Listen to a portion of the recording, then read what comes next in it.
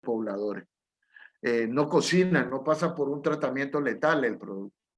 Se preparan un ceviche, se preparan un cóctel, lo hacen nada más poniendo el producto en limón, poniéndole un poco de sal, pero no es un tratamiento letal confiable.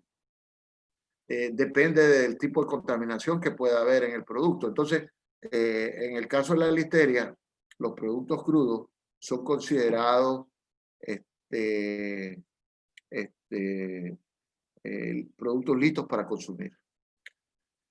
Entonces, muy importante, aquí también el M9 y aquí hay un C9.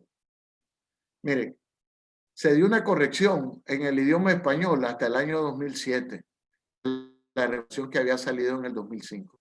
Y esa corrección de error de digitalización se hizo a través de la corrección, a través del reglamento 1441-2007, donde aquí antes decía otro tipo de definición, aquí dice crustáceos y moluscos cocinados. No es cocinado de prepararlos para consumir ya directamente, sino que son precocidos, que han pasado por un precocción. También ese término cocinado a mí no me gusta mucho en español, porque cocinado significa como que ya lo preparé para consumirlo. No, en fábrica, en lo que hace el operador, es una precocción. Y eso, al haber una precocción, ya se consideran alimentos cocinados, ¿no? Ok.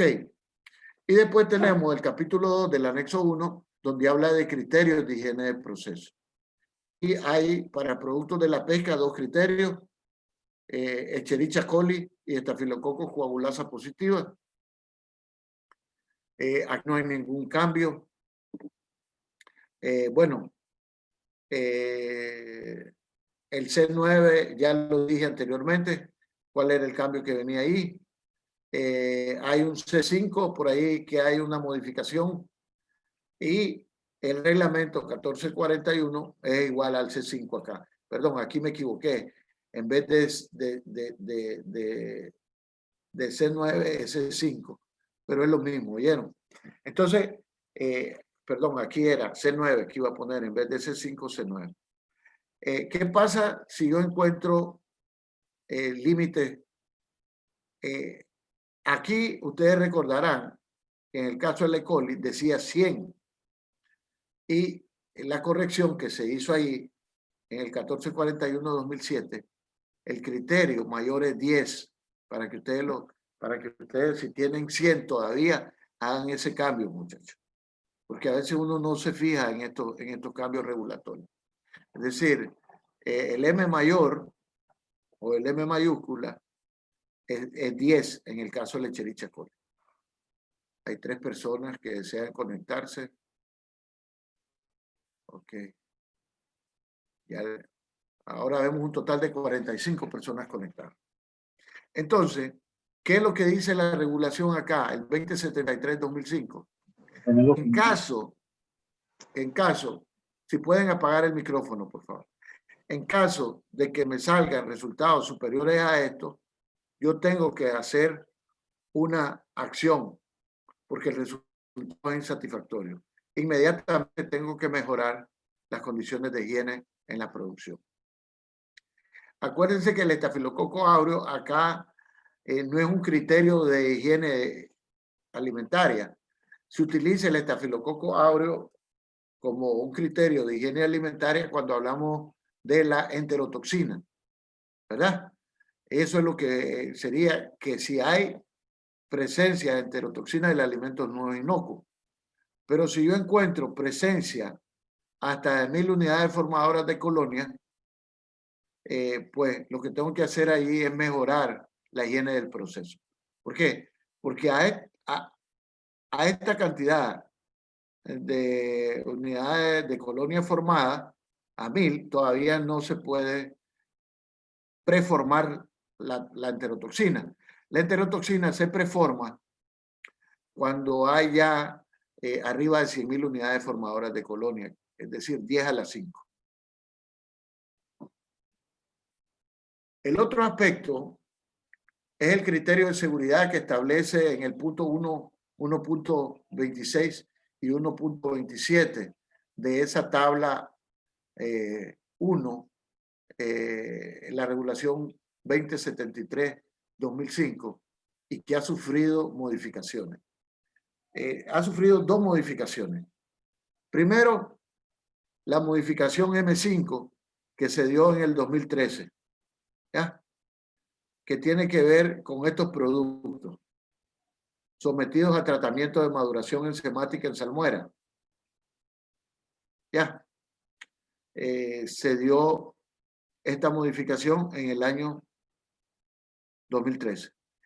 Y la modificación que se da en cuanto a los métodos analíticos, que se da por el reglamento 219-229 sobre el método analítico de referencia. Hay algo muy importante y yo lo quiero señalar con esto. Hay sectores que realizaban, autoridades competentes, que realizaban los métodos de histamina, el análisis de histamina, con su propio método. Pero ese método que usaban era un método sencillo, HPLC, ¿verdad? A como decía la normativa anteriormente. Hoy en día, la normativa dice que tiene que cumplir con la ISO 19343 o su método equivalente, pero ese método equivalente tiene que ser reconocido y acreditado por una autoridad competente.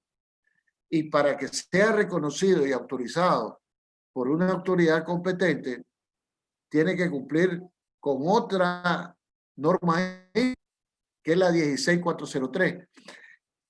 Entonces, hay laboratorios que no cumplen con ninguno de los dos criterios que establece la regulación 219-220. En esos casos, muchos países han tenido que salir a la búsqueda de laboratorios confiables que cumplan con la regulación europea. Y en este caso, yo conozco que muchos países han comenzado a contratar los servicios de Tecnosoluciones Eurofins. ¿Por qué? Porque Eurofins, ustedes van a ver más adelante, ya cumple con lo que establece la regulación europea, las modificaciones que se hicieron en el año 2019. Esto los auditores insisten con las autoridades competentes. Tal vez no tanto con el operador de empresas alimentarias, pero sí con la autoridad competente, que es la que tiene que garantizarle la equivalencia.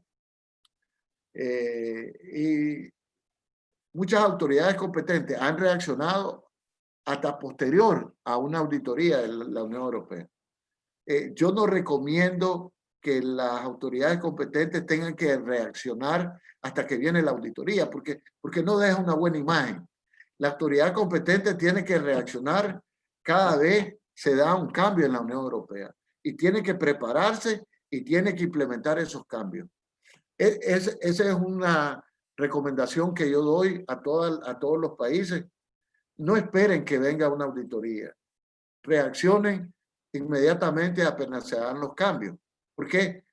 Porque, bueno, hay auditores que son muy flexibles, pero un auditor severo puede decir, bueno, no conformidad, y una no conformidad, un hallazgo, significa una recomendación, ¿no? Ok. Entonces, muy importante, los productos de la pesca procedentes de aquellos especies formadoras de histamina, entre ellos el atún. El límite es, esto lo vamos a ver cuando veamos interpretación de resultados. Por eso yo necesito que ustedes tengan estas tablas para que me ayuden a interpretar los resultados a mí. Si me equivoco, incluso les voy a dar la oportunidad que ustedes puedan comentar cuando proyectemos los resultados. Entonces, ¿qué quiere decir esto, muchachos? Que yo tomo 9 muestras. Aquí está, 9 muestras. Dice, se podrán tomar muestras simples a nivel del comercio al por menor. Eso quiere decir el numeral 18. Estas 9 muestras las tomo yo al momento de la descarga, cuando el producto se está recepcionando en tierra firme,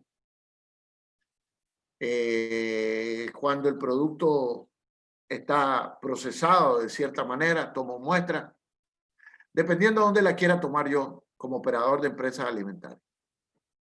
Generalmente las tomo previo a iniciar operaciones, ¿verdad? Ya sea a la descarga o al momento de la recepción. Los barcos pesqueros también tienen responsabilidad al momento de su descarga de tomar sus propias muestras de histamina. Y la autoridad competente también debe tener un programa de monitoreo oficial, donde también toma muestras. Es decir, la toma de la muestra que hace la autoridad competente es para verificar de que los buques, los establecimientos están cumpliendo con la regulación y hacen un buen manejo del producto para prevenir la formación de histamina. Y los barcos, los buques, lo hacen para validar y verificar que sus procedimientos se están aplicando correctamente, de forma eficaz. Eso es lo que señala la regulación europea, por eso se lo estoy explicando. Ok, entonces yo tomo 9 muestras individuales. De estas 9 muestras individuales, 2 muestras me tienen que salir en un límite que va de 100 a 200. Si una muestra, una sola muestra de estas 9 muestras individuales que yo analizo de forma individual me sale arriba de 200, todo el lote tiene que ser destruido o destinado a otro tipo de procesamiento que no sea para consumo humano, siempre y cuando la autoridad competente me lo autorice. Repito, 7 muestras individuales tienen que estar abajo de 100 y 2 muestras tienen que estar entre 100 y 200. ¿Ya? Entonces es muy importante que ustedes interpreten qué es lo que dice la regulación. Cuando las pruebas efectuadas para comprobar el cumplimiento de los criterios establecidos en el anexo 1 den resultados insatisfactorios, el producto o lotes de productos alimenticios será retirado o recuperado. Recuperado es si ya está en el mercado, ¿verdad? Y ya se detecta a nivel de mercado. Pero retirado significa que yo lo estoy retirando ahí mismo en mi establecimiento. El explotador de empresas alimentarias podrá utilizar el lote para fines distintos a los previstos originalmente, siempre que este uso no plantee un riesgo para la salud pública o salud animal, y el uso se haya decidido dentro de los procedimientos basados en el HACCP y en las prácticas correctas de higiene y esté autorizado por la autoridad competente. Quiere decir que se puede destinar estos lotes a alimentación animal, siempre y cuando demuestre yo que mi temperatura a la cual voy a someter ese producto me puede destruir las cantidades de histamina que están formadas, ¿ya? O las va a reducir a unos niveles que no va a ocasionar daño a la salud de los animales, ni va a quedar como acumulativo en el producto que después va a hacerse consumo humano. Vamos a hablar del reglamento 1881-2006, que es el contenido máximo de contaminantes en productos alimenticios.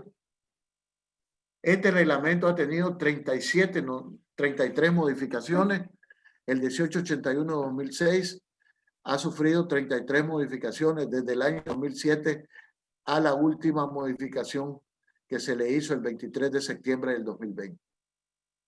Miren, 23 de septiembre del 2020 fue la última modificación y este reglamento aplica a todas las partes comestibles de los productos alimentarios. Y todos los contaminantes que son regulados son nitratos. Aquí está la lista de alimentos donde hay niveles de contaminación para estos productos. Micotoxinas, ahí están todas las micotoxinas y los productos a los cuales aplica este reglamento.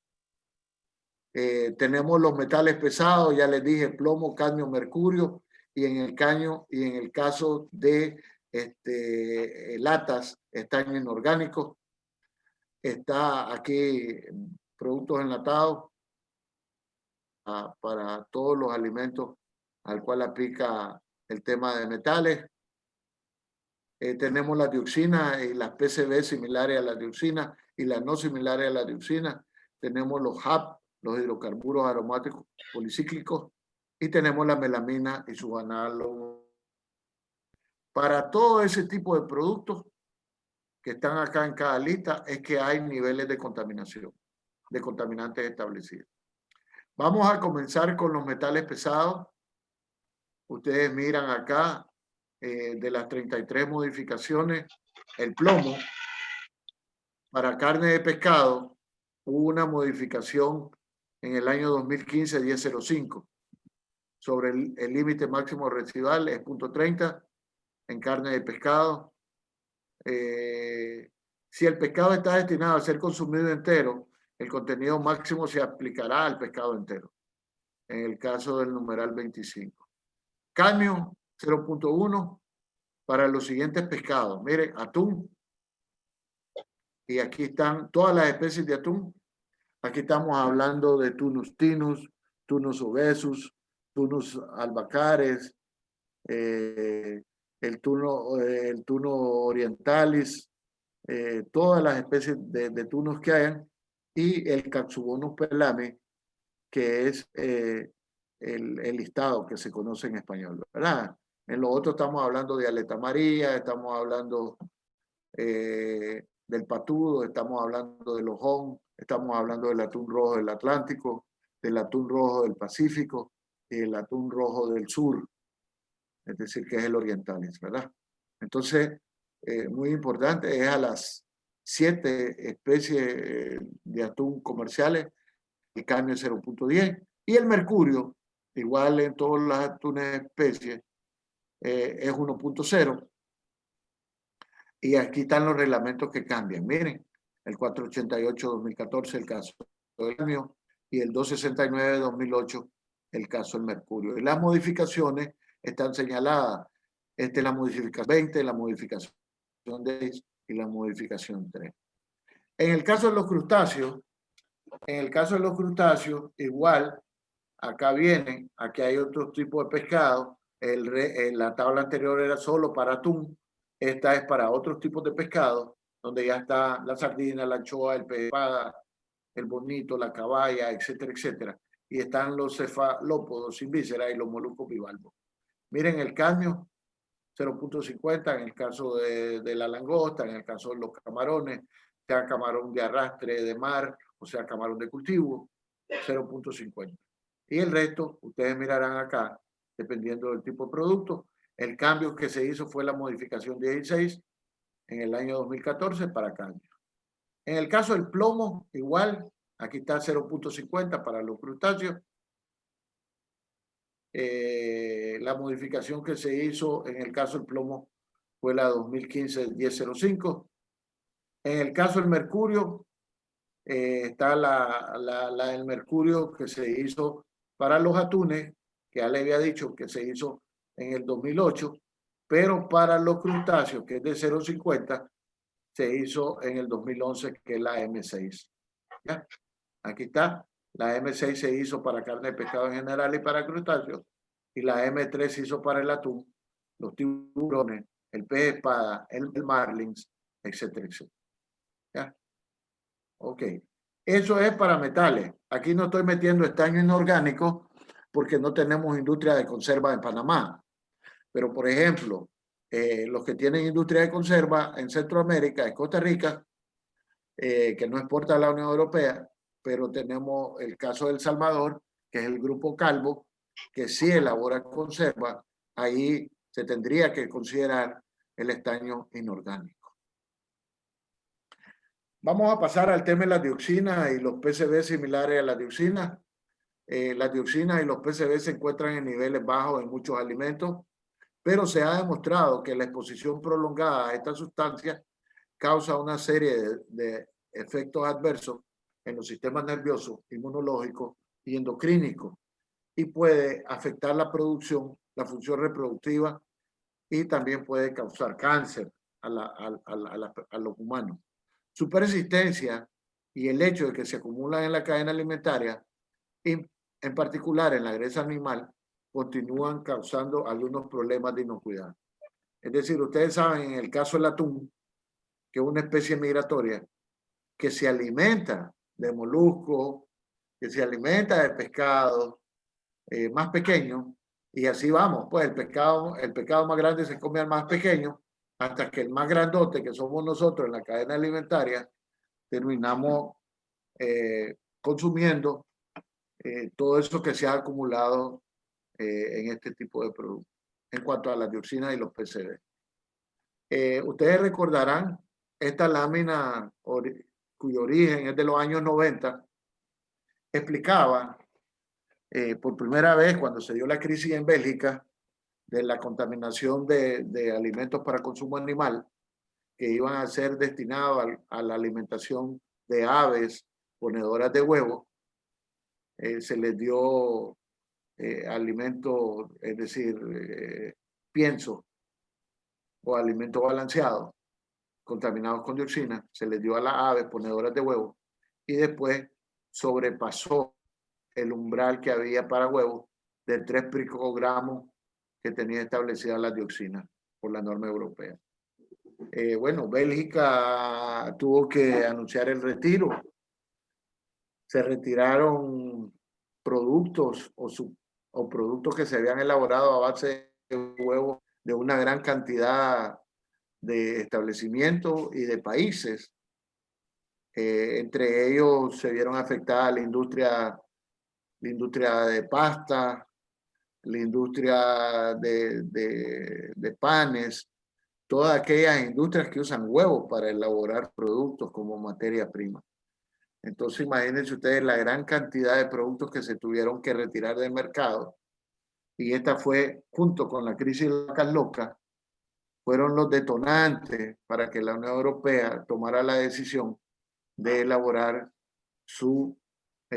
y impulsar la aplicación del libro blanco en el año 2000.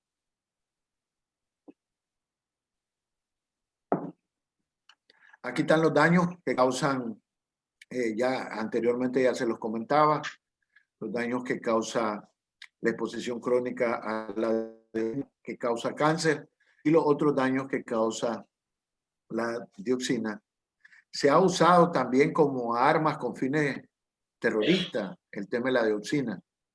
De hecho, un presidente de un país de esos de la ex Unión Soviética resultó a través de un atentado intoxicado con dioxina. Hay imágenes donde se van gradualmente viendo el deterioro de la salud de esta persona, imágenes fotográficas que dan un impacto de la destrucción que causa esta intoxicación, esta enfermedad. Entonces, el caso de la dioxina, el reglamento, la modificación 2015-704 establece estos límites máximos residuales en productos de la pesca, incluidos los crustáceos. Los crustáceos, camarón, langosta, cangrejo, etcétera, etcétera, ¿verdad? Y aquí están los límites. Recuerden ustedes para mañana, hay dos tipos de parámetros, que es 3 tipos de parámetros, el 3.5 picogramos por gramo para la suma de la dioxina. Esto voy a explicar yo porque los isómeros de dioxina, hay más de 200 isómeros de dioxina, pero solo algunos isómeros son tóxicos para el humano. Igual tenemos las PCB, hay una gran cantidad de PCB, isómeros de PCB, pero solo algunos son tóxicos para el humano. Tenemos 6.5, la suma de los PCB, de los isómeros, de los resultados de los isómeros de PCB, más el resultado de la suma de las dioxinas, no tiene que pasar de 6.5 para que esté conforme el alimento.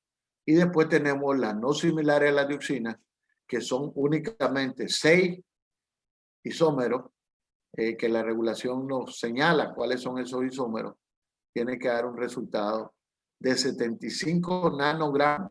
Aquí son picogramos y aquí son nanogramos, ¿oyeron? Para que ustedes lo tengan claro.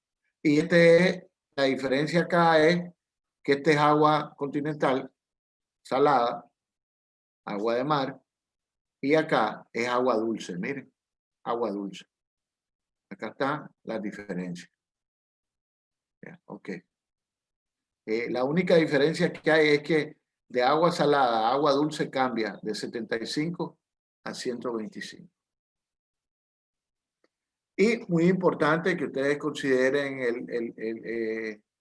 el pie de página que dice la modificación del 2011, la 1259, que dice que la dioxina es la suma de los policlorodibencenos para dioxina, conocidos como PCDD, y los policlorodibencenos furanos, PCDF. Ya nos está diciendo que en los resultados vamos a encontrar isómeros de PCDD y vamos a encontrar isómeros de PCDF. Esta es parte de la interpretación que yo tengo que tener.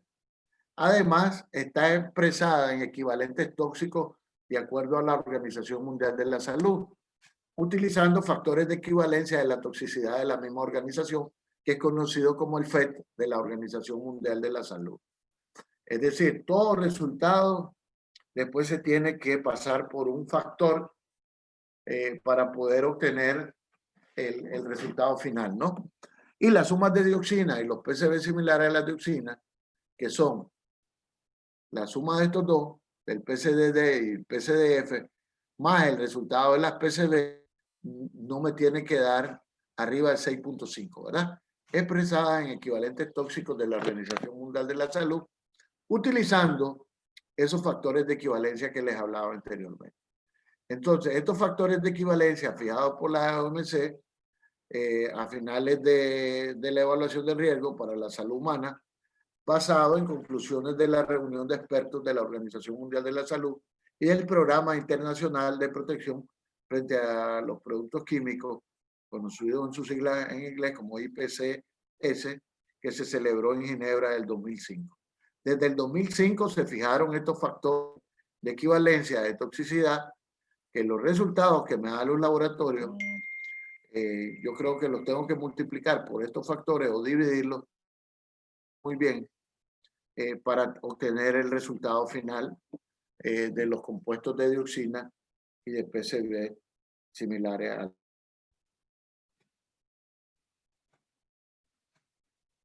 Aquí me mandó Pedro una pregunta que dice: en el etiquetado de productos crudos debe indicar que se debe utilizar un método letal para garantizar su inocuidad o no es necesario según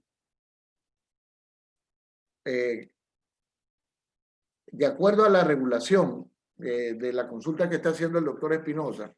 Recuerden que la mira en este momento, usted le tiene que indicar al consumidor a qué temperatura debe preparar el alimento. Y ahí le debe indicar la temperatura tal que debe alcanzar para generalmente la temperatura letal para los microorganismos patógenos, que en la mayoría de los casos son las enterobacterias, anda arriba de 70 grados centígrados, ¿verdad? Un par de minutos. O si le decimos llevarlo a cocción, le tenemos que aclarar que llevarlo a cocción significa 100 grados centígrados, ¿verdad? Cocción es 100 grados centígrados. Y la cocción es superior a los 70 grados, pues. Por lo tanto, en pocos segundos alcanzaríamos, imagínense ustedes que la pasteurización es 73 grados centígrados, 15 segundos, y elimina la mayor cantidad de patógenos. No elimina las esporas, ¿verdad? Pero los formadores de esporas, gracias a Dios, son solo tres bacterias. Dos que son Clostridium perfringens y Clostridium botulinum. Pero el Clostridium botulinum, si está en condiciones aeróbicas, no hay ningún problema, pues, porque en condiciones aeróbicas nunca va a formar la toxina. Y el Clostridium perfringens no preforma la toxina, es decir, y necesita condiciones anaeróbicas.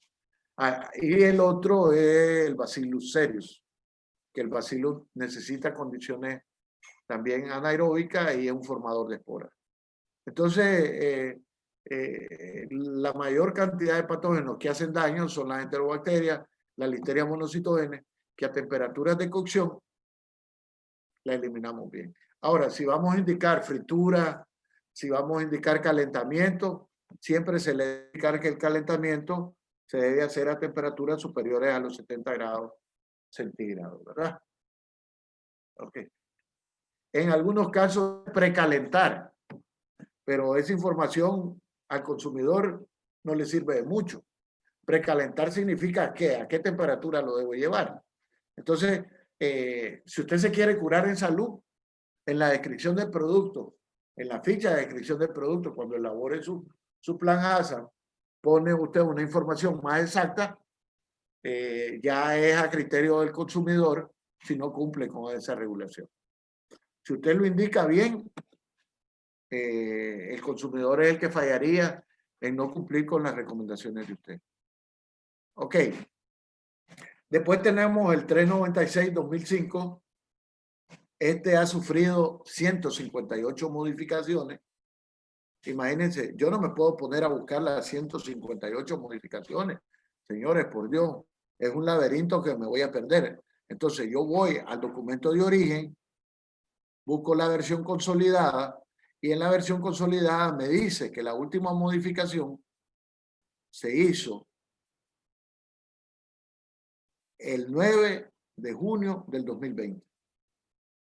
Acuérdense que este reglamento trae un LMR por defecto, que es 0.01 miligramos por kilogramo. Ese LMR por defecto son aquellas sustancias que no tienen límites máximos residuales establecidos. Y al no tener un límite máximo residual establecido, probablemente esa molécula está prohibida de utilizarse. Tenemos 5 anexos. El anexo 1, el anexo 2, el 3, el 4 y el 5. No quiero entrar en detalles porque es demasiada información. Y aquí tengo, para su sorpresa, para que ustedes sepan, ya hay un límite máximo residual para pescado y productos de la pesca. Antes no había, ahora sí hay. Hay una modificación que son para productos de agua dulce y marinos también, de aguas continentales. Hay un LMR establecido para productos pesqueros. Y ese LMR establecido es para esta sustancia. Miren, ácido diclorobenzoico, metiléster. Y el límite máximo residual es 0.01. Este asterisco quiere decir que ese es el límite de detección que debe tener el equipo. Esa es la sensibilidad del equipo. Y esta modificación se hizo en la 150, en el 219-1176. Entonces ya hay anteriormente no había ninguna sustancia o residuo de plaguicida que tuviera LMR para productos pesqueros.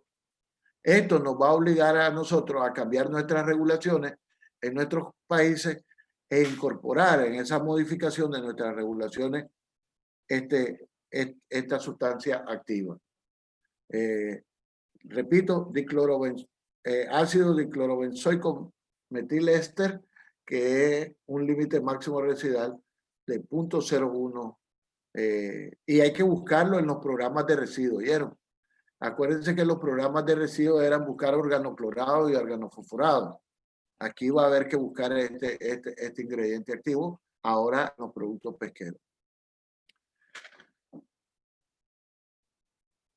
Hay algo que también recibo consulta y se los quiero aclarar. Consultas bastante frecuentes sobre el tema del bisulfito. El bisulfito, antes había una directiva, muchachos, pero esa directiva ya no existe. Entonces ahora mucha gente dice, ya la directiva no está vigente. y no encuentro las dosis máximas de bisulfito que se me permite. Bueno, para que ustedes sepan y grábenselo, esto está ahora, el bisulfito, dentro del reglamento 1333-2008, que es el reglamento de aditivos alimentarios. Ese reglamento de aditivos alimentarios ha sufrido 94 modificaciones. Y la modificación 53, que es la que está vigente para los residuos en camarón, es la modificación que se hizo en el 2015, que es el reglamento 2015-647, que es la modificación 53. Y aquí está, miren, hasta 80 unidades por kilogramo, la dosis va a ser de 150. Entre 80 y 120 unidades por kilogramo, 200. Y arriba de 120 unidades, 300.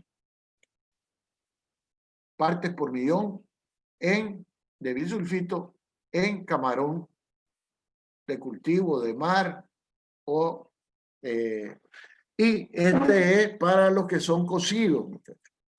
Miren, igual, 50 para los cocidos, 135 de la familia Peneus, Banamey o otros Peneus que tengamos ahí, hasta 80 unidades por kilogramo, 135. Si sobrepasa esto, se le aplicará el de 50 y 180, entre 80 y 120 unidades. ¿Oyeron? ¿Correcto? Ahí están cuando es producto cocido. Me quedan, Pablo dijo que hasta las 11:30 íbamos a trabajar, pero no sé si ustedes tienen algún inconveniente que terminemos como yo les había dicho a las 12 del día para que vayan a disfrutar de su almuerzo. No sé si hay algún inconveniente de trabajar. Dice, desde él, ¿podría repetir la interpretación de histamina? Ok, vamos a repetir los resultados de histamina. Ok. Los resultados de histamina, vuelvo nuevamente.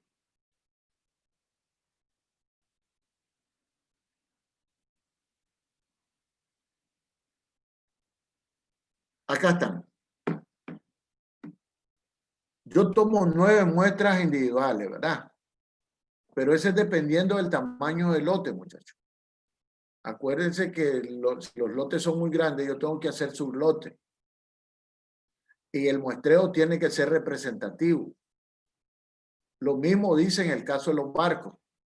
Imagínense que hay barcos que tienen 12 cubas, otros tienen 14, otros tienen 16, otros tienen 18, otros tienen 20, 22, 24, dependiendo del eslora y de la manga de la embarcación, es la cantidad de cubas.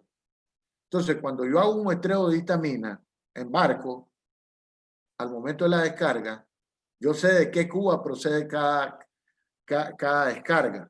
Entonces, yo tengo que hacer un muestreo representativo, donde representativo quiere decir que todos los integrantes de ese lote van a ser considerados al momento del muestreo. No quiere decir que puedo muestrear el 100% de los lotes, de todos los individuos del lote. No, eso no quiere decir representatividad. Representatividad quiere decir que al momento de diseñar mi procedimiento de muestreo, que todo el lote esté representado en la toma de la muestra. Entonces, yo tengo, acuérdense que yo tengo diferentes lances, diferentes manejos. Entonces, para mí cada lance y cada manejo de un barco es un lote, muchachos, porque son condiciones diferentes. No en todos probablemente alcancé la misma temperatura de refrigeración, etcétera, etcétera. Entonces, el procedimiento muestreo dice que por cada lote tengo que tomar 9 muestras. Eso es lo que tengo que tener claro yo. Por cada lote Y cada lote está definido por la regulación europea. Cada lote tiene sus propias características. Es parte del mismo lance. Si hablamos de captura de cerco, quiere decir que es cuando yo lanzo la red, hago la bolsa y todo lo que yo capture en ese lance es un lote. Y si ese lance me alcanzó en 6 cubas, ese es el lote de las 6 cubas. Después la bitácora me dice que en los otros 6, en el otro lance, lleno otras 6 cubas. Ya tiene otras características, tiene otro tipo de manejo, es otro lote. Entonces, todo eso lo tengo que considerar yo en mi procedimiento. Entonces, ¿qué dice? Que por lote tengo que tomar 9 muestras individuales. De esas muestras individuales, 7 tienen que ser menor o igual a 100. Y 2 de ellas me tienen que dar entre 100 y 200. Si una de ellas sobrepasa los 200 de cualquiera de las 9, el lote no está conforme. Y lo tengo que... Jenny la que sabe, no me acuerdo. Tengo que destruirlo. Si me pueden apagar el micrófono, por favor, lo agradecería mucho. Entonces, yo espero que haya quedado claro. Esto lo vamos a volver a repetir en el ejercicio que vamos a hacer, ¿verdad? En el ejercicio que vamos a hacer de interpretación de resultados. Ahí nos va a quedar mejor. Ahora, muchachos, como decía mi mentor, cuando estaba haciendo mi tesis, o como me decían algunos profesores,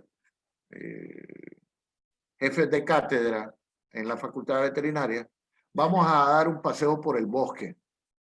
Vamos a dar un paseo por el bosque sobre todo lo que son las principales instituciones europeas, cómo funcionan estas instituciones europeas, qué responsabilidad tienen y principalmente vamos a visitar Eurolex para que ustedes sepan cómo se hace uso de esta herramienta, de esta base de datos importantísima para todos nosotros.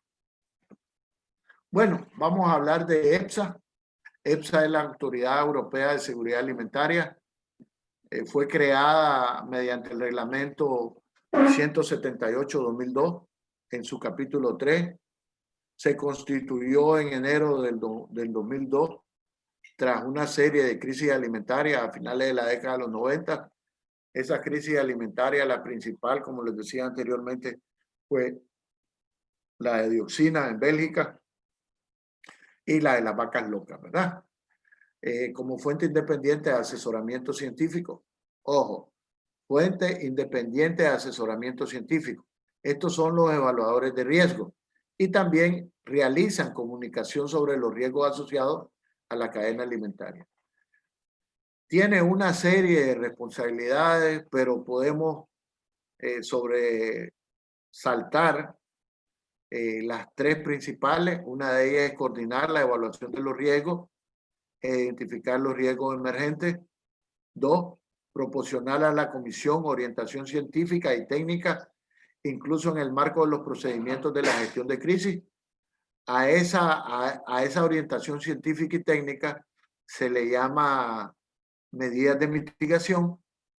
La EFSA puede recomendar o proporcionar a la comisión medidas de mitigación basadas en ciencia y técnica, pero ya son los gestores de riesgo, que en este caso es la Comisión o el Parlamento Europeo, los que además de incorporar esta parte científico-técnica, incorporan otros aspectos que necesariamente se tienen que considerar al implementar o a elaborar cualquier medida como resultado de la gestión de la crisis o de la gestión de riesgo.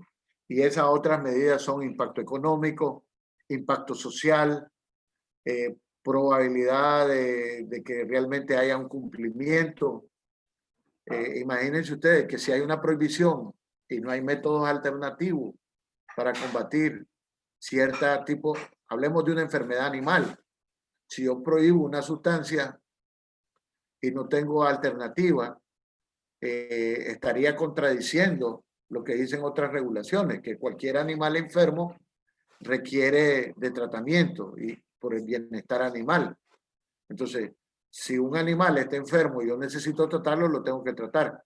Lo que me dice la regulación es que si voy a usar una sustancia restringida o prohibida, porque es la única que me puede ayudar a contrarrestar esta enfermedad, lo tengo que hacer bajo una prescripción de un médico veterinario y bajo la vigilancia y un protocolo muy estricto entre el operador de empresa alimentaria y el médico veterinario para poder hacer el uso de esa sustancia y de esa prescripción médica, ¿verdad? Para darles un ejemplo más o menos.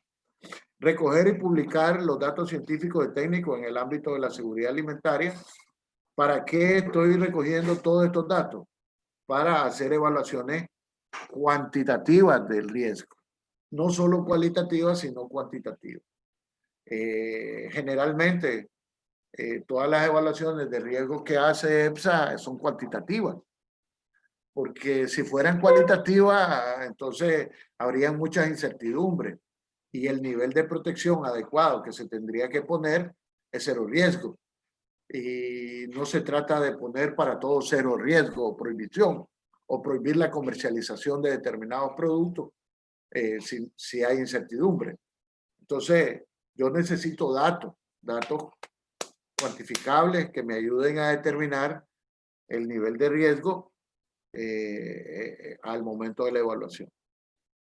Después, muy reciente, esta es la gobernanza, como ustedes miran, ustedes acá, es la gobernanza de EPSA, que es autónoma, es independiente a los gestores.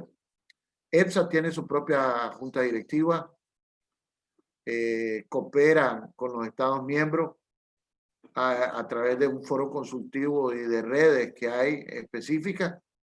Se nombra a un director ejecutivo y dentro de las labores de comunicaciones y recursos y apoyo tiene tres grandes direcciones. Esas tres grandes direcciones son la Dirección de Determinación de Riesgo y Asistencia Científica, la Dirección de Evaluación Científica de Productos Regulados y la Estrategia Científica y Coordinación. Entonces, hay 9 comisiones y un comité científico que son parte de estas tres direcciones y aquí tenemos diferentes comités científicos, como ustedes pueden ver, comisiones de trabajo, evaluadores de riesgo, cada una de ellas a veces interrelacionan trabajo o son independientes. Por ejemplo, aquí tenemos la de contaminación, la de alimentos para consumo animal, la de organismos genéticamente modificados, la de peligros biológicos, etcétera, etcétera. Y hay un comité científico, como les decía. Más o menos cómo es la forma de los gestores de riesgo, que son los Estados miembros, la Comisión Europea y el Parlamento, que se pueden decir que son los responsables políticos, solicitan a EPSA o otra agencia europea asesoramiento científico. Por ejemplo, EPSA trabaja conjuntamente con el CDC de Europa, que es el que mira las enfermedades transmisibles y lleva todos los datos de enfermedades transmisibles en la Unión Europea. Se llama el CDC europeo. Trabajan cuando es, por ejemplo, la Comisión de Peligros Biológicos, trabaja con el CDC. Para salmonela, por ejemplo, para listeria monocitógenes, hay trabajos de asesoramiento científico que han realizado el CDC europeo con EPSA. Por ejemplo, para medicamentos para consumo humano, para consumo animal, EPSA trabaja con EMA, que es la Agencia Europea de Medicamentos. Ya. Entonces, ¿qué hacen ellos? Determinar riesgo y comunicar riesgo. Y con ese enfoque de la cadena alimentaria, ¿verdad? Y cuando hablamos de cadena alimentaria, vamos del campo a la mesa. Entonces, la cadena alimentaria en Europa evoluciona continuamente y el cometido de la EPSA, la Agencia Europea de Seguridad Alimentaria, también ha evolucionado para abarcar un número cada vez mayor de ámbitos. Cuando EPSA comenzó en el año 2002, comenzó con un comité científico y 2 comisiones o 3 comisiones. Hoy en día tiene 9 comisiones. ¿Por qué se han incrementado esas comisiones? Porque, miren, va vinculado a los controles oficiales y a los peligros emergentes. Entonces, si ya el reglamento 217 el 625, el 217-625, que es el nuevo reglamento de controles oficiales, habla de regular todos los aspectos que yo les mencioné, también EPSA tiene que prepararse para evaluar todos esos riesgos que están en el ámbito de las regulaciones, ¿me entienden? Entonces, el propósito es abarcar un número cada vez mayor de esos ámbitos relacionados con la seguridad de la cadena alimentaria, que son las enfermedades transmitidas por los alimentos, los contaminantes, la salud o el bienestar animal, la protección fitosanitaria, la producción y distribución de alimentos o innovación. Ustedes se recordarán cuando les mostré los artículos 18 al 20 y tanto, al 23, cuando les mostré el paraguas de lo que era la 627, la 2017-625. Todos esos son los ámbitos relacionados. Entonces yo tengo que relacionar el arbolito de las 217-625 con este bosque que estamos viendo ahora nosotros, y donde va todo relacionado. Ahí va la ciencia con la gestión. Por eso les decía yo, vamos a hacer un paseo por el bosque. En la actualidad, las recomendaciones que proporciona la EPSA, los responsables de la gestión de riesgos, sirven de base para las leyes y normativas establecidas con el propósito de proteger a los consumidores europeos de los riesgos alimentarios, del campo a la explotación agrícola y de la fábrica a la mesa. Estos son los comités científicos que hay, como ya les dije, perdón, las comisiones científicas. Hay 9 comisiones científicas y un comité científico. Aquí están todos los nombres de las comisiones científicas, como ustedes pueden ver. Hay de sanidad vegetal, hay de el uso y manejo sostenible de los plaguicidas o productos de protección fitosanitaria, hay de organismos genéticamente modificados, hay de alimentación animal, de bienestar y salud animal, de peligros biológicos de la cadena alimentaria, de los contaminantes de la cadena alimentaria, hay de aditivos, hay de envases tecnológicos, hay de alimentos dietéticos, nutricionales y novel food, que se llama, que son los alimentos novedosos, ¿verdad? O alimentos nuevos. Todos estos vínculos están actualizados. Si ustedes quieren mayor información, pueden ingresar a esos vínculos y van a encontrar ustedes información sobre EPSA. Pasamos al segundo organismo, que es muy importante. Este organismo probablemente no cambie de nombre, pero sí ya no va a estar aislado de otros mecanismos que hay para manejo de datos e información epidemiológica. Este es el sistema de alerta rápida, que se llama RAF. Fue creado también mediante el artículo 50 del 178-2002. Antes, todos los mecanismos de recolección de datos o de compilación de datos en la Unión Europea trabajaban de forma individual. A raíz del 217-625 se crea un sistema de controles oficiales. Y ese sistema de controles oficiales, por sus siglas en inglés, se llama INSOC. Ese sistema INSOC es el que va a unir todas las bases de recolección de datos que había. Por ejemplo, Eurofit. Ahí se recogía toda la información sobre intersecciones de plaga en productos fitosanitarios o en productos de origen vegetal. Eurofit. Toda la recolección de plaga se recogía ahí. Después teníamos el RAF, que es para alimentos y pienso, que es este que le estoy hablando. tenía Traces, que es el sistema de certificación en línea y de trazabilidad. Todo esto se van a unir junto con el de fraude alimentario, que es nuevo, se van a unir en un solo sistema. Traces, RAF, Eurofit, el de fraude alimentario, en este nuevo sistema creado por el 217-625. Entonces, RAF es el sistema de alerta rápida organizada en red para la notificación de los riesgos directos o indirectos para la salud humana. Involucra a los Estados miembros, la Comisión y la Autoridad de Seguridad Alimentaria. ¿Cuál es la Autoridad de Seguridad Alimentaria? La EFSA. Y la gestión de la red es la Comisión Europea. El artículo 50 dice que permite intercambios de información relativo a las medidas dirigidas a restringir la puesta en circulación o retirar alimentos del mercado, las acciones emprendidas con los profesionales para regular el uso de los alimentos y el rechazo de lotes de alimentos por un puesto fronterizo de la Unión Europea. Si ustedes miran, vamos a entrar ahora a las plataformas que están en electrónica. Si ustedes dan este link electrónico que está aquí arriba, esta dirección electrónica que les estoy señalando acá con el cursor, ustedes van a entrar a esta página web, que es la Dirección General de Sanidad y Seguridad Alimentaria.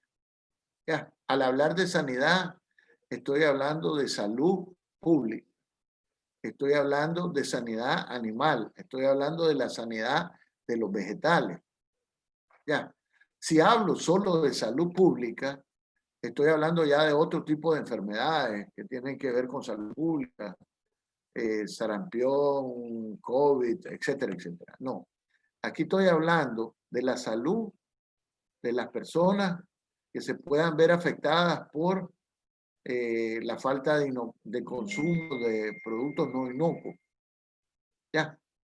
O por el impacto en la salud que puedan tener los aplicadores de plaguicidas, o por las enfermedades que pueden surgir a médicos veterinarios, en práctica a la hora de manipular a animales con ciertas enfermedades consideradas zoonosis.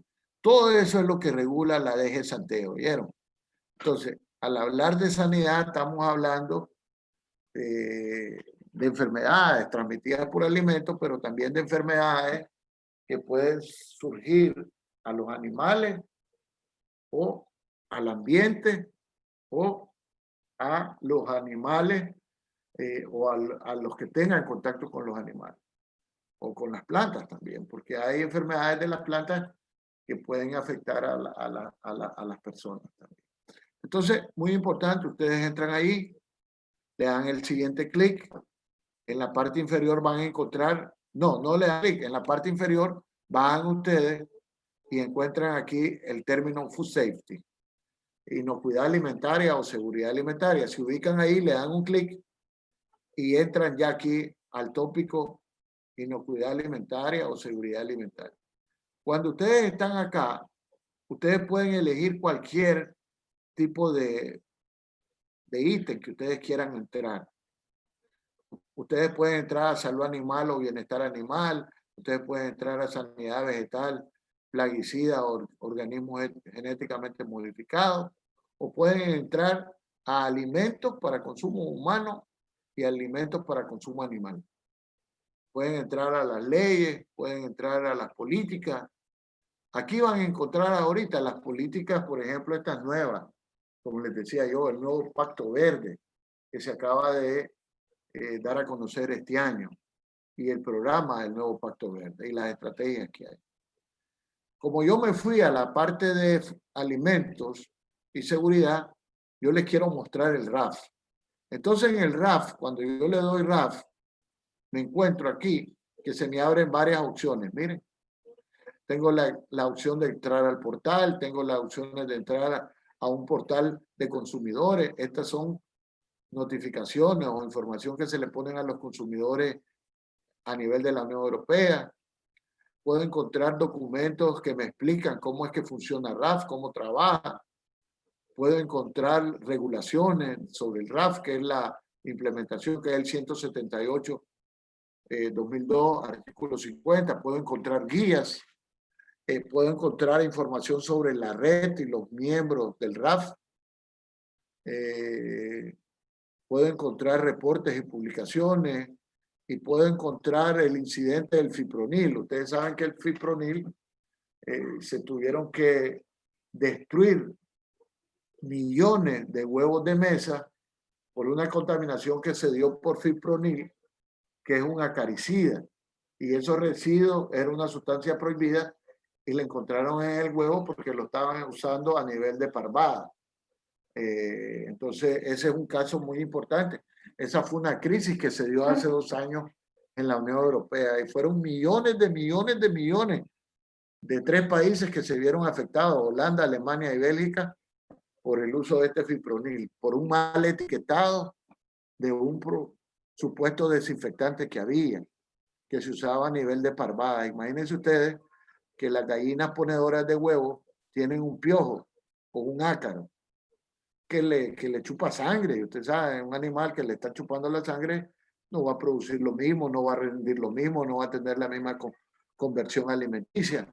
Entonces, estaban vendiendo un desinfectante, supuestamente, que tenía este acaricida, no estaba declarado, y resulta ser que después encontraron en huevo esta sustancia que sobrepasaba los límites máximos establecidos y que tuvieron que destruir y retirar del mercado todos esos huevos que ya estaban en el mercado. Muy importante toda esta información. Miren, entro ya al RAS portal. Aquí me voy a donde está esta raya roja que dice RAS portal base de datos. Le doy ahí un clic y entro a la base de datos. Miren, perdón, creo que aquí, sí, entro a la base de datos, perdón. Al darle a portal aquí, muchachos, no sé qué pasó, parece que borré una lámina que había anteriormente. Creo que más adelante sí se las explico de una manera más sencilla. Entonces, al darle RAS portal, se me va a abrir un sitio, una página. En esa página le doy los datos de búsqueda. Discúlpenme que no me aparece acá. Probablemente, ojalá que no la haya borrado y que más adelante la encontré. Entonces, al darle los términos de búsqueda, aquí yo le doy Panamá, por ejemplo. Panamá. Panamá tiene 100 notificaciones de alertas. Es decir, Panamá hay alertas que se le mandan a Panamá a través de este sistema de productos europeos que puedan haber llegado hasta el mercado panameño y que se les está notificando. Miren, hay esta alerta de estos productos que se produjo en tal país comunitario y que puede estar en el mercado panameño para que ustedes tomen como autoridades panameñas sus medidas. Pero también hay alerta de productos panameños en su mayoría que se exportaron a la Unión Europea. ¿Correcto?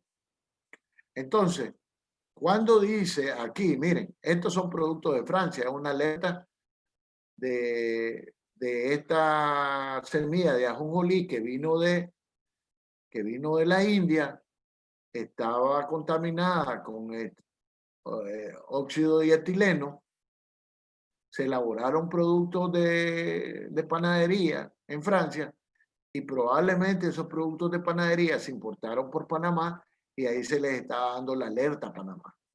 Igual acá con productos de hígado de pollo de Polonia, tenía Salmonella enteritide.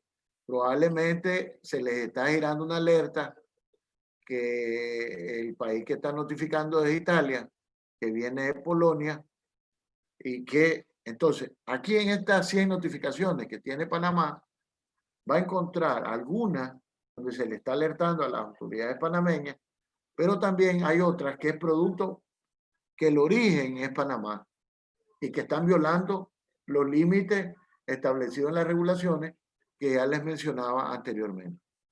Acá tenemos otro ejemplo. Acá la búsqueda que yo le estoy dando no es acá, como la búsqueda que yo le di acá. Aquí solo le dije criterio de búsqueda, buscar Panamá, y me está arrojando que Panamá tiene en su historial 100 notificaciones. Hay que ver cuántas de estas notificaciones son de productos de Panamá que hayan violado la regulación. Acá en el caso de crustáceos, miren, estoy dándole crustáceos, le doy Panamá, tengo 15 tengo 15 notificaciones de violación. Y acá está, miren, bisulfito, miren, bisulfito. Aquí tengo una de temperatura, de rompimiento de cadena de frío en camarón, miren. Fue rechazo, Borden rejection. Acá fue información. Aquí no dice la fecha. Acá está la hoja. Disculpen, fíjense que fue un dedazo entonces. Acá está la hoja. Aquí fue donde yo le di Panamá. Cambié la lámina. Esta lámina venía antes del anterior. Yo estoy en el RAF, perdón, hay que ordenarla. Yo le doy solo country y cuando le doy country me va a aparecer las 100 notificaciones que aparece el caso de Panamá, ¿verdad? Cuando yo le doy Panamá, aquí buscar country, le doy ir a resultados y ahí me va a arrojar las 100 notificaciones que tiene Panamá. Esas 100 notificaciones las puedo descargar en Excel y guardarlas en mi disco duro. Ok, aquí ya vienen, ¿se dan cuenta? Aquí vienen las 15 notificaciones de Panamá para crustáceos. ¿Por qué? Porque en este caso le doy acá también, miren, categoría. Y al darle categoría, acá le doy país y aquí al darle categoría, busco mediante esta flecha crustáceo. Y al darle crustáceo, me van a aparecer las 15 notificaciones de Panamá. De esas 15 notificaciones, yo ordené cuáles habían sido rechazo en frontera. 1, 2, 3, 4, 5, 6. 6 rechazos en frontera de las 15 notificaciones que ha tenido Panamá para crustáceos. Quiere decir que acá llegaron los contenedores, llegó el embarque y nunca se les permitió el ingreso a la Unión Europea. En el resto de las notificaciones se permitió el ingreso, ya se detecta cuando el producto está en el mercado y ahí puede ser que las autoridades competentes de ese país encuentren todavía producto, lo tengan que retirar y destruirlo. ¿Quién hace el retiro? La autoridad junto con el importador y ellos son los que destruyen el producto. Se dan ese tipo de situación. Y aquí viene la explicación de lo que significa cada notificación. Una alerta es riesgo grave para la salud. El producto está en el mercado y se requiere una rápida acción. Una alerta rápida. Es un riesgo grave. Después, RAF información significa que se ha identificado el riesgo de un producto puesto en el mercado, pero no se requiere ninguna acción rápida. Es decir, el riesgo es bajo. No va a ocasionar daño al consumidor. Pero hay que darle seguimiento y hay que darle atención. 3. Borden rejection o rechazo en frontera. Envíos probados y rechazados en la frontera. ¿Probados qué quiere decir? Que cuando llega, dependiendo del historial de la empresa, si está sujeta a un control intensificado, se toman muestras, se mandan al laboratorio y si todo está bien, se libera el embarque. Pero si hay resultados violatorios, hay un rechazo en frontera. Entonces, se toman muestras, se manda al laboratorio, resultados violatorios, se rechaza el producto. Cuando se ha encontrado un riesgo para la salud. Esos resultados en frontera, esos rechazos en frontera, puede ser por programas de monitoreo dirigido o intensificado, o puede ser resultado de un monitoreo al azar. Y las noticias es aquella información relacionada a la seguridad de un producto que se le suministra a los consumidores. Tenemos 15 minutos para las 12 del día. Voy a trabajar estos 15 minutos, muchachos. Tenemos 47 personas conectadas. Permítanme adelantarles lo más que pueda sobre el otro sitio web que es de mucha utilidad.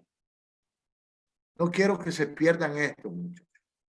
Vamos a hablar de Eurlex, que es el sitio web para consultar toda la legislación europea. Toda la legislación europea. Es el acceso, es la base de datos para ingresar a la legislación europea. Hay tres opciones de buscar la legislación europea. Tres opciones. Vamos a hablar sobre la primera opción. Cuando yo le doy al buscador, puedo usar un buscador en cualquiera, en RAF, anteriormente ustedes lo vieron, en entrar a la DG Santé o entrar a Eurlex, puedo usar un buscador o le doy directamente la dirección electrónica y inmediatamente se me va a abrir el sitio web. Aquí tengo la página de ingreso de Eurlex. Lo estoy ampliando para que ustedes lo miren. Amplié para que ustedes lo miren. Y tengo la opción de búsqueda rápida. Tengo la opción de síntesis de la legislación europea o tengo buscar documento por documento. En este caso, yo conozco el número de documento, lo que está en el marco rojo. Entonces, yo le doy el año de publicación, 2002, le doy el 178, que es el número del reglamento, y aquí, en esta pestaña, se me abren reglamento, directiva, disposición, etcétera, etcétera. Decisión. Y aquí, cuando ya rellené la información, le doy un buscar. Al darle buscar, se me va a abrir el reglamento. Miren lo interesante. Se me abrió el reglamento. Si yo le doy acá, solo se me va a abrir el reglamento de origen y no sus modificaciones. ¿Correcto? Entonces, al entrar ahí, me da tres informaciones muy valiosas. Me da la opción de descargar el reglamento de origen, me dice el estatus del reglamento que está vigente y me dice que puedo descargar la versión consolidada. La versión consolidada quiere decir que la última modificación de este reglamento se hizo el 26 de julio del año 2019. Continúo. Como yo quiero ver todas las modificaciones que tiene, entonces yo le doy en la flecha de versión consolidada actual. Al darle versión consolidada actual, se me va a abrir este documento. Y aquí me dice que el 178/2002 ha tenido 7 modificaciones. 7 modificaciones. Y que la última modificación fue el 20 de junio del 2019. Ahora, yo ya comienzo a ver el reglamento en su estructura. Cuando yo encuentre la letra B en la estructura del reglamento, quiere decir que ese texto, repito, la letra B, cuando lo encuentre en el documento, quiere decir que ese texto es del reglamento de origen. Y cuando encuentro M1, que es cambio por la modificación de este reglamento.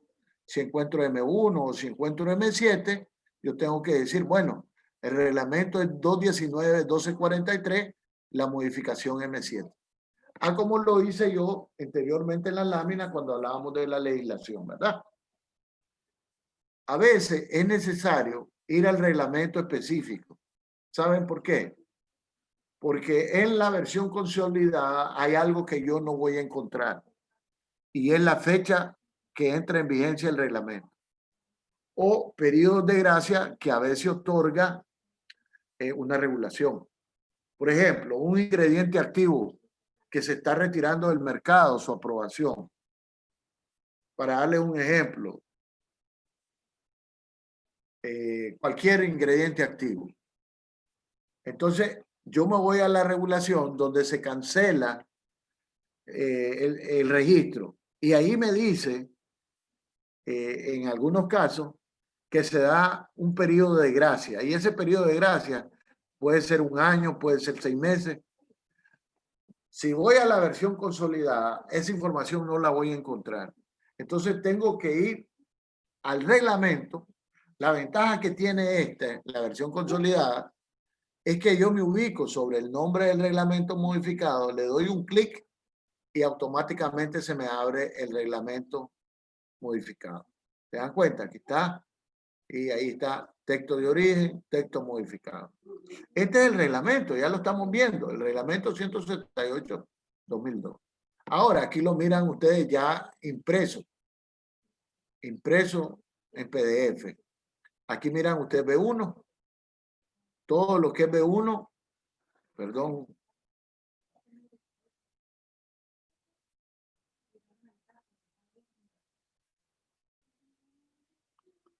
¿Qué pasó acá? Parece como que alguien compartió pantalla. Ya. Sí. Puede Ok. compartir. Listo. Ok. Faltan 10 para las 12. Voy a finalizar con esta parte, ¿verdad? Ok. Entonces ya ustedes miran aquí, el B es texto original. Le sigo dando, amplío. Aquí dice C1. Quiere decir que ahí, en este texto, se dio una corrección. C1 quiere decir corrección. Acá está, ustedes lo encuentran. Esto de acá era de acá, ¿oyeron? Del C1. Después voy a hacer la segunda búsqueda. Síntesis de la legislación de la Unión Europea. Por ejemplo, viene el jefe del departamento, el doctor Reinaldo Lima Turín, le dice a sus colaboradores, quiero tener una síntesis breve del reglamento nuevo de controles oficiales, el 217-625. Entonces, yo necesito entregarle un resumen ejecutivo al nuevo jefe del departamento. Entonces, yo me voy a la síntesis de la legislación europea. O viene el jefe de la empresa, tiene que hacer algún comentario, les pide a ustedes que va a presentar un informe a la junta directiva de la finca y que requiere una interpretación de la regulación. Entonces, usted se va a la síntesis de la legislación. Ahí la flecha roja. Aquí sale ya la parte del sitio web de la síntesis y al darle un clic me aparece acá seguridad alimentaria. Miren, acuérdense que este sitio es para toda la regulación europea, pero acá estamos hablando solo de la síntesis de seguridad alimentaria. Al darle seguridad alimentaria sobre la síntesis, se me abre alimentos, sanidad animal, fitosanidad, resúmenes archivados. Le doy salud animal. Y en salud animal se me van a abrir esto, miren. Fabricación, comercialización y uso de piensos medicamentosos. Yo le quiero dar ahí, a ver qué pasa.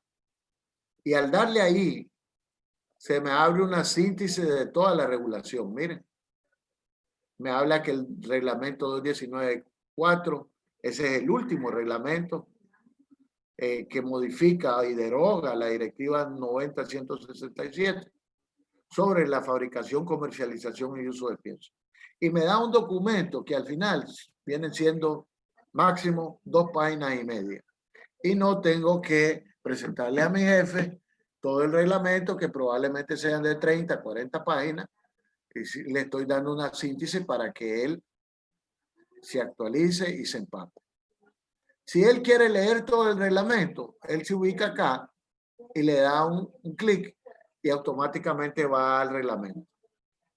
Ok.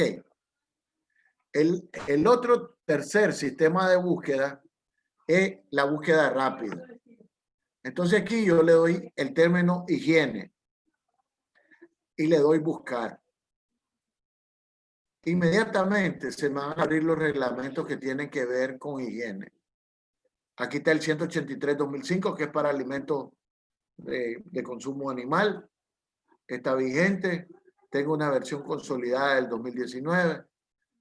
Comúnmente yo siempre voy a la versión consolidada. Está el 853, que es la higiene para alimentos de origen animal.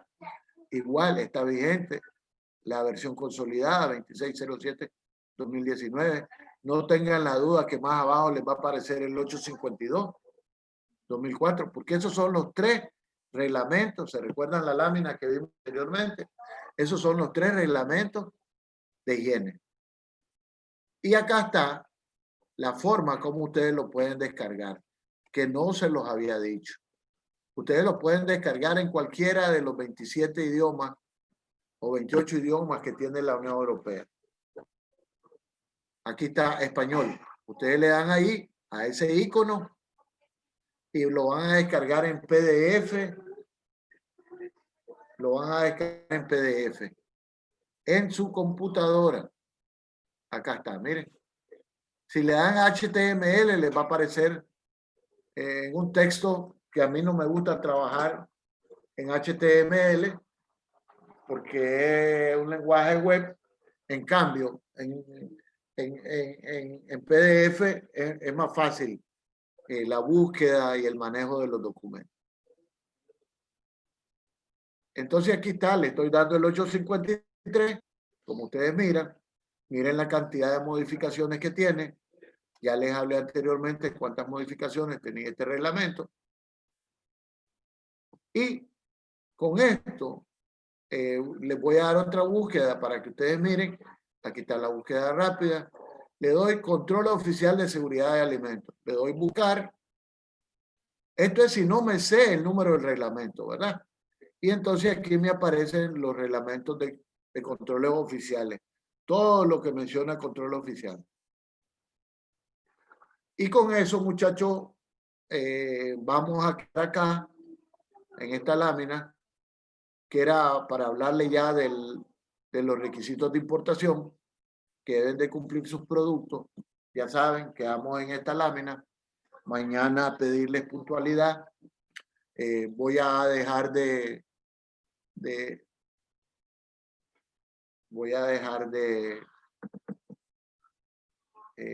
Rose, un placer saludarte. Muchas gracias, doctor. ¿Qué tal? Rose, la responsable de todas las operaciones de TSI en Nicaragua. Trabajamos conjuntamente aquí en Nicaragua con todo el sector, tanto oficial como privado. Ruth Catalán está en Guatemala, también es parte de... Ella atiende todo con Karen en Guatemala, también TSI Guatemala. Buenos días, mucho gusto a todos. Son las homólogas de Pedro, para que ustedes las conozcan, que son parte del equipo. Es decir, donde hay presencia, no crean, hay presencia en toda la región. Ruth atiende también Honduras, creo, ¿verdad?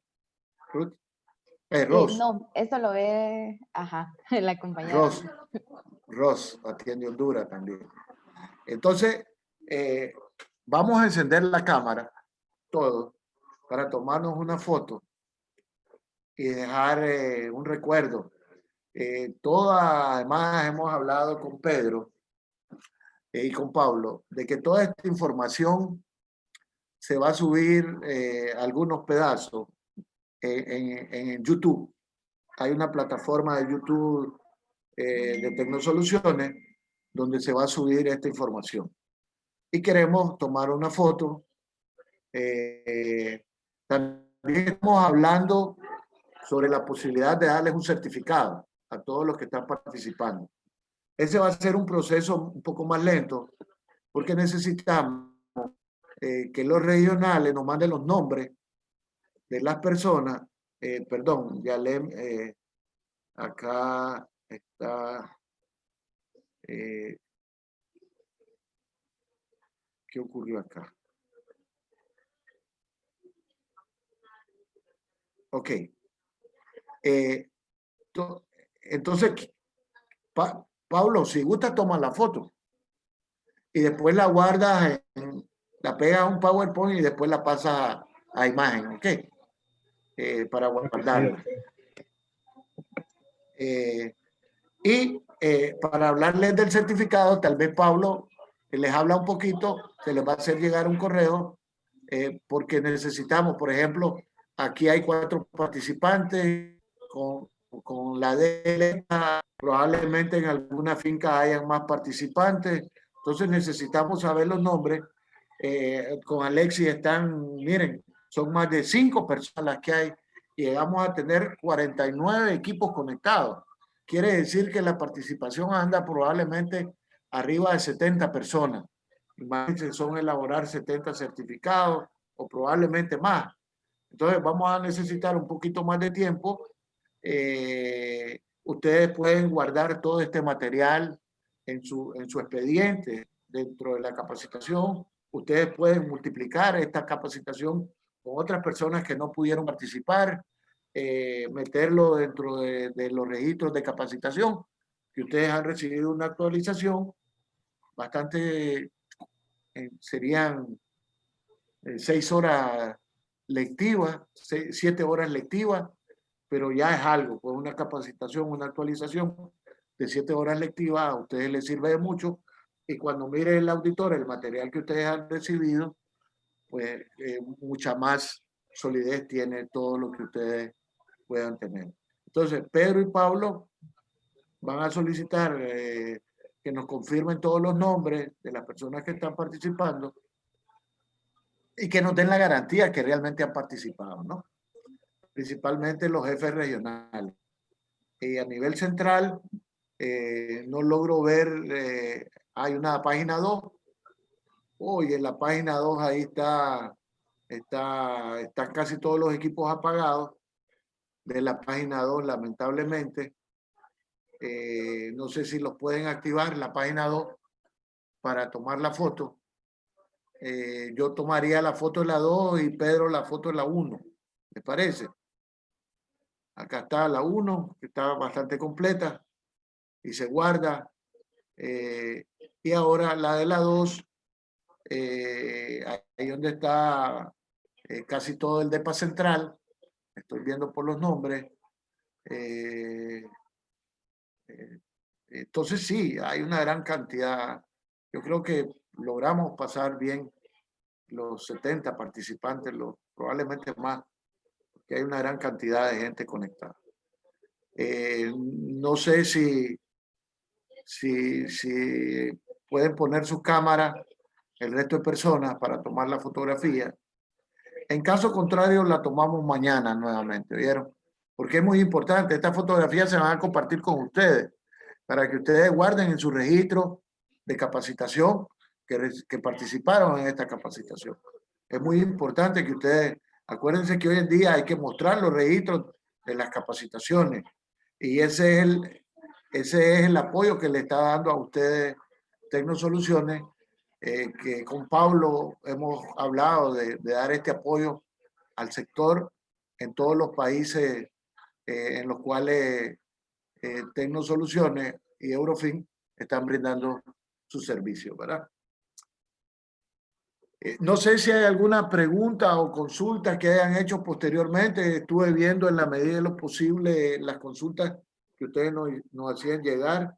Miré la de Anarela, la de la aclaración de histamina, miré otras consultas.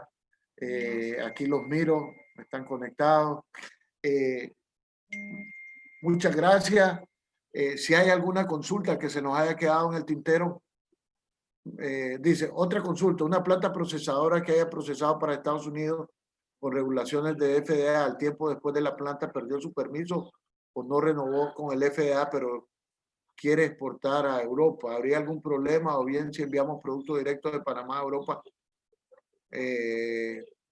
Aquí hay una mezcla de situaciones. Miren, Estados Unidos tiene sus propias regulaciones, Europa tiene sus propias regulaciones. En el caso de Estados Unidos es la planta la que directamente se registra ante la FDA. Ahorita hay renovación de registro con la FDA. Esta renovación de registro, recuerden ustedes, que comenzó el 1 de octubre al 31 de diciembre. Se tienen que registrar ustedes. Este nuevo registro, a partir del 2020, trae referencia a los anteriores registros. Pide en el numeral 2, en el formato, un número UFI. Ese número UFI no lo otorga la FDA, sino que ustedes lo tienen que solicitar a otra institución que es la que otorga el número DONS, se llama. Ese número DONS se convierte en el número UFI que les está pidiendo la FDA para otorgarles el registro que va a ser válido para 2021-2020. Cuando ustedes van a obtener el número UFI, tienen que ir a ese sitio de acuerdo al tutorial que ha diseñado la FDA al DONS para que les den su número. Como ellos tienen que validar la información que ustedes les están entregando, requieren 3 días para entregarle el DON. Por favor, no dejen todo para mañana. A partir de este año, las empresas que no se registraron con la FDA antes del 31 de diciembre, a las 11:59 de la noche, se les va a cancelar su registro. Así está en la ley. Si ustedes no se registran y están ingresando a los Estados Unidos, se les cancela el registro. Y puede ser que haya algún embarque en tránsito con destino a Estados Unidos que si llega 1 o 2 o 3 de enero, se lo van a rechazar porque usted no tiene registro y al no tener registro es como que lleguen a un aeropuerto y no lleven la visa. En el caso de la visa lo rechazan desde el aeropuerto. Las compañías de líneas aéreas no lo dejan montarse. En Estados Unidos la naviera le va a llevar el embarque, pero se lo van a rechazar en puerto. Entonces, regístrense por favor ante la FDA antes del 31 de diciembre. 2, de acuerdo a la pregunta, entiendo que esta planta estaba registrada en Estados Unidos. Tiene que renovar su registro si quiere ingresar a Estados Unidos nuevamente para el ciclo 2021-2022, porque el registro es válido por años pares. ¿Oyeron? Y 2, si quiere ingresar a la Unión Europea, primero es el DEPA el que le tiene que dar el registro. Después el DEPA notifica a la Unión Europea que usted es un establecimiento autorizado y lo incluyen en la lista. Hasta que usted aparezca en la lista, es que usted puede realizar la exportación. En caso contrario, si usted manda un embarque y no está en la lista, lo rechazan en la Unión Europea de igual forma. ¿Por qué? Porque no está cumpliendo con la regulación. Entonces, con esto espero haber respondido su pregunta. No confundan el procedimiento de Estados Unidos, que es ustedes como empresa la que tienen la responsabilidad, con el proceso de equivalencia que es único de la Unión Europea. Y ahí la autoridad competente, quien los registra, los autoriza y quien los enlista es DEPA. Es DEPA, ¿oyeron? Entonces son 2 procesos diferentes. Si ustedes quieren exportar a Europa, tienen que hacerlo con DEPA. Y si es directo. Ahora, si ustedes son un establecimiento nuevo,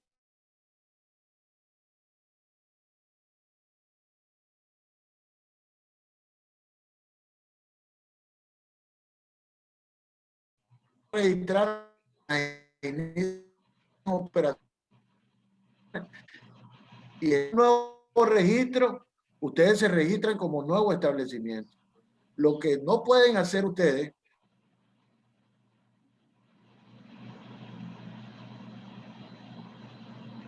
Se nos está quedando pegado un poco la conexión. Ya lo resolvemos.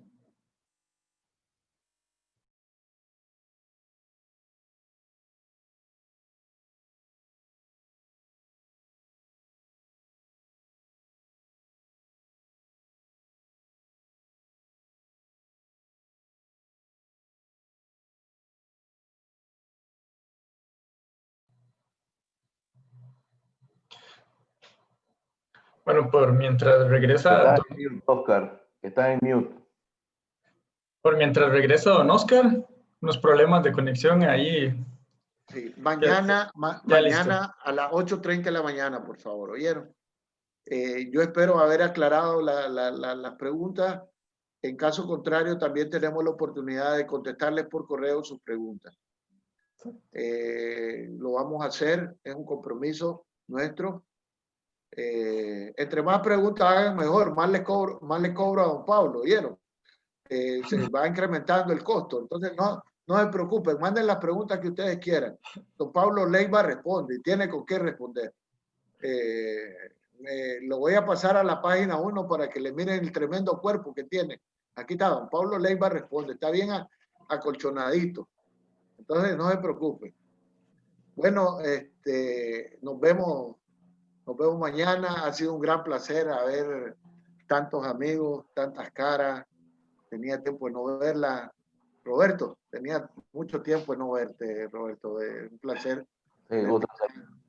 Estaba recordando hoy por la mañana, me comuniqué con Ruth Lemus por el fallecimiento de nuestro gran amigo Jorge Donoso, que murió por COVID en el mes de febrero.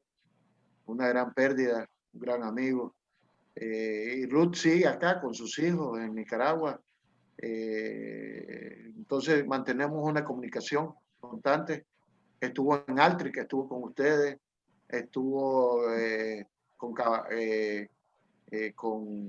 Farallón. con Farallón, Sí. estuvo trabajando en Honduras. Es decir, esa es la migración que hace uno a veces como profesional de Ecuador, venir a trabajar a Panamá, después Nicaragua, Honduras. Es la vida de cirquero que nos toca a muchos, porque a mí me ha tocado de igual forma, y no es tan fácil la vida, andar de país en país, pero a veces por buscar mejores opciones para nuestra familia, tenemos que emigrar de esa manera. Y aquí de igual forma, un colombiano que trabajaba para Camanica, que murió ahogado tratando de salvar a su hijo por una corriente en Poneloya, y era del larvario, era de la finca de laboratorio de larvas, y perdió la vida también. Es decir, son cosas muy tristes que se dan, y bueno, hay que cuidarse mucho, hay que tomar en serio las recomendaciones con el tema del COVID. Miren, Estados Unidos, pues es increíble, no para esto. Esperemos tener pronto la vacuna, ¿verdad? Que ya hay buenas noticias, pero como países del cuarto mundo nos va a tocar, tal vez a Panamá, que es una ciudad del primer mundo, le llega de primero, pero imagínense la gente de Aguadulce, va a tener que hacer fila, chuleta, y bueno, va a ser quién sabe cuándo, ¿verdad? Entonces, porque usted, después de Ciudad de Panamá, que es del primer mundo, el resto, quién sabe, ¿verdad?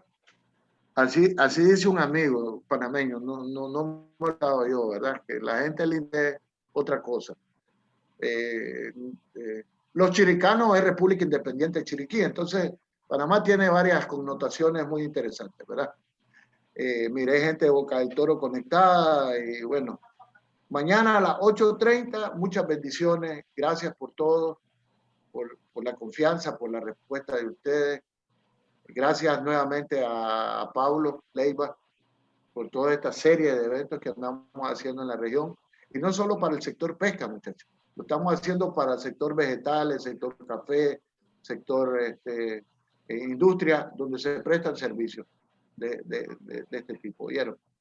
Gracias al equipo de Tecnosoluciones, a Pedro, que ha organizado y coordinado todo este evento, a Ruth en Guatemala, a Rose aquí en Nicaragua, que espero verla pronto, muy pronto. ¿Oyó, don Pablo?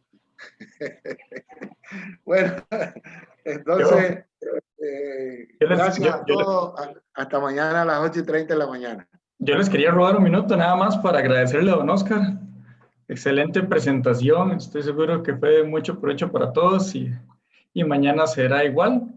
Y también nada más ahí Yo aparezco como Pablo Leiva también, yo soy Pedro para que me conozcan, porque como por los correos siempre soy Pedro, y entonces también si Pablo le roba un minuto para que también se presente, así ya ven a Pedro y a Pablo. A veces se nos confunde Pedro y Pablo.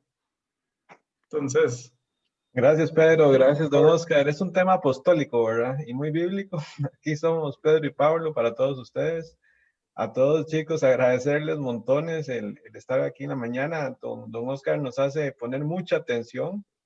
A nosotros nos ha tocado doble porque tenemos que tener atención de todos ustedes, de sus preguntas en el chat. Y estamos como administradores y apoyándole a don Oscar en la gestión back office de este evento. Muy motivados también de poderles presentar esta información que es súper, súper importante para todos ustedes. Ese es su día a día. Nosotros somos un día a día de laboratorios. Ustedes son un día a día de productores y exportadores y nos motiva mucho poderles apoyar siempre. Eso es, entendemos cuál es su realidad, tratamos de apoyarlos desde nuestro punto de vista técnico y como nos dijo don Oscar, chicos, todas las preguntas que tengan, todo lo que deseen averiguar más, ahí va a estar el chat y nosotros vamos a estar muy, muy atentos de ese chat para darles respuesta en el día a día tan pronto como sea posible. Así que con toda la confianza estamos aquí a sus órdenes y como decía don Oscar, ahí con la nena en brazos, porque todos estamos de home office work, estamos listos para mañana, hacer la segunda sesión de mañana que se nos va ligerita también y esperamos que tengan una excelente tarde y muchos éxitos y muchas bendiciones el día de hoy. Saludos a todos. gracias a todos, que les vaya muy bien, nos vemos mañana. Hasta luego. Muchas gracias. Muchas gracias. Feliz tarde. Teníamos- Ya me conocieron. Pedro, ¿tú vas a grabar o Pablo va a grabar? Yo estuve grabando también. Ah, bueno, ok, Yo estuve grabando en físico y Pablo estuvo grabando un poco en la nube. ok. Bueno, entonces hasta mañana, muchachos. Gracias, Doc. Hasta mañana, muchísimas gracias.